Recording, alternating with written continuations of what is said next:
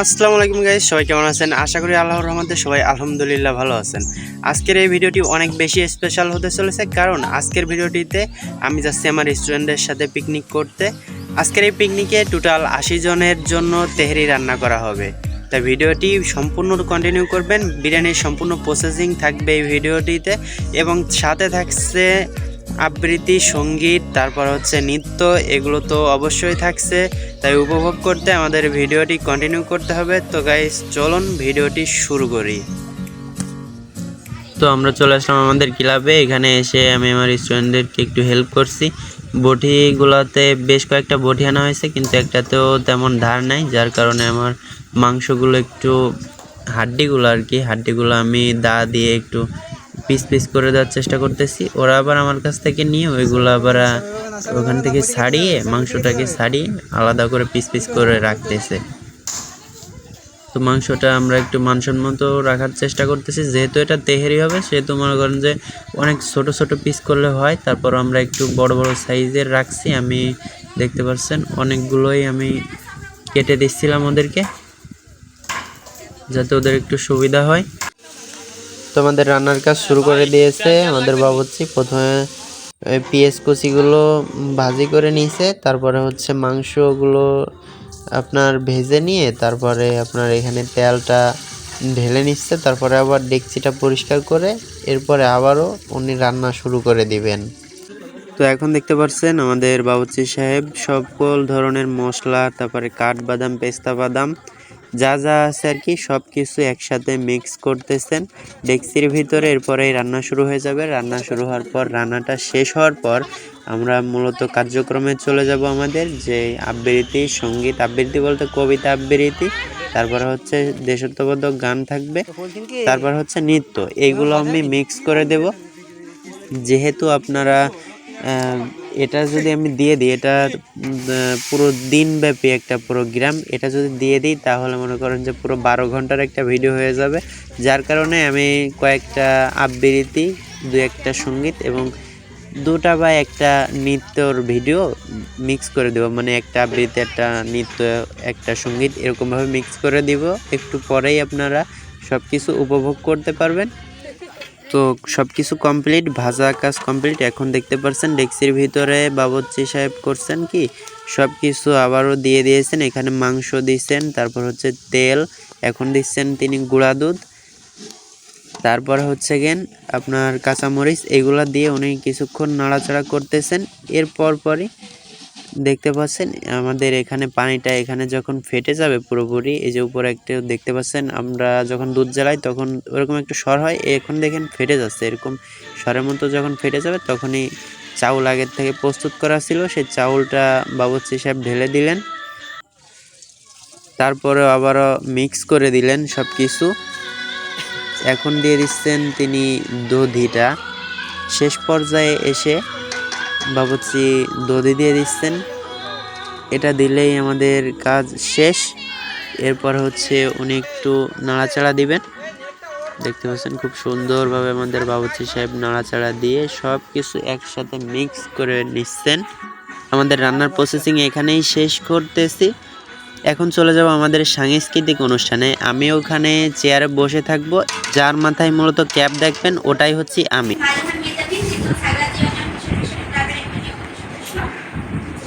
আবৃত্তি করছি কবি সুকুমার রায় রচিত কবিতা সৎপাত্র।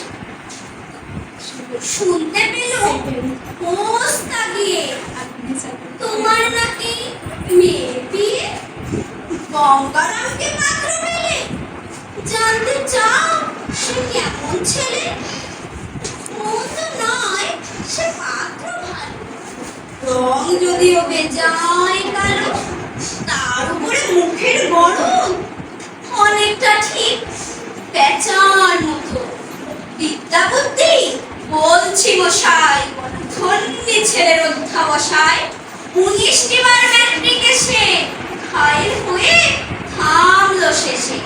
মানুষ তো নয় ভাইগুলো তার, একটা পাগল একটা গোয়ার। একটা তাহে তৈরি ছেলে, জাল করে নোট গেছেন জেলে। কনিষ্ঠটি তবলা বাজায়, যাত্রা কালে 5 টাকা পায়। গঙ্গারাম তো কেবল ভোগে তিলের জল আর পাণ্ডুলোকে, কিন্তু তারা উচ্চ ঘর কংসরাজের বংশধর। শ্যামলাহেরি ওই যে কোন গ্রামে কি যেন হয় গঙ্গারামে, যা হোক এখন পাত্র পেলে অমন কি আর মন্দ ছেলে।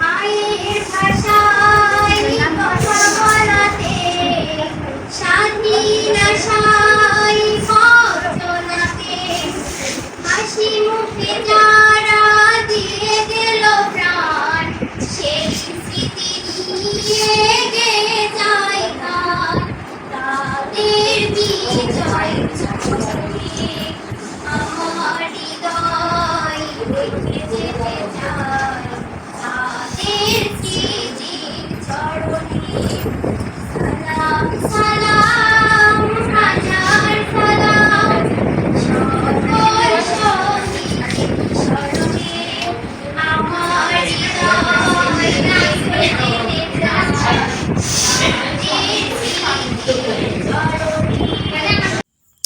সো গাইস, আগেই বলছি যে এটা যেহেতু দিনব্যাপী একটি অনুষ্ঠান, তাই সম্পূর্ণ ভিডিও আপনাদেরকে দেখানো সম্ভব না, কারণ এতগুলো শ্যুট করা। কিছু কিছু কেটে কেটে আপনাদেরকে দেখানোর চেষ্টা করেছি, কিছু নৃত্য, কিছু কবিতা আবৃত্তি এবং কিছু সঙ্গীত দেশাত্মবোধক। তাও আমি অল্প কিছু সময় কেটে কেটে দিয়েছি যাতে ভিডিওটা বেশি লং না হয়ে যায়। তো এরপরেই আমরা চলে যাই খাবার দাবারের দিকে। আমরা খাবার খাওয়া শুরু করি। বিদ্যুৎ চলে যাওয়ার কারণে আমরা আমাদের অনুষ্ঠানটি পুরোপুরি শেষ করতে পারি না। তারপরে আমরা চলে যাই খাবারের দিকে, সবাই আমরা খাবার খাওয়া শুরু করে দিই। তারপরে হচ্ছে গিয়ে আমরা প্রাইজটাও দিতে পারি না। আমরা ভাবছিলাম যে পরবর্তীতে খাবার দাবারের পরে একটু রেস্ট করে আমরা অনুষ্ঠান শেষ করে প্রাইজ দিয়ে দেব, কিন্তু দেখি যে আমরা খাবার দাবার শেষ করে তারপরে হচ্ছে সন্ধ্যা হয়ে যায়, যার কারণে অনুষ্ঠানটা আর কন্টিনিউ করা সম্ভব হচ্ছিল না। এই জন্য সবাইকে ছুটি দিয়ে আমরা চলে আসলাম। পরবর্তীতে একদিন আমরা অনুষ্ঠানটি সম্পূর্ণভাবে শেষ করে তারপরে হচ্ছে প্রাইজগুলো স্টুডেন্টকে দেব এবং আপনাদের সাথে শেয়ার করার চেষ্টা করব। তো আজকের ভিডিওটি এ পর্যন্তই। ভিডিওটি কেমন লেগেছে তা অবশ্যই কমেন্ট করে জানাবেন। তো সবাই ভালো থাকবেন, সুস্থ থাকবেন। আল্লাহ হাফেজ।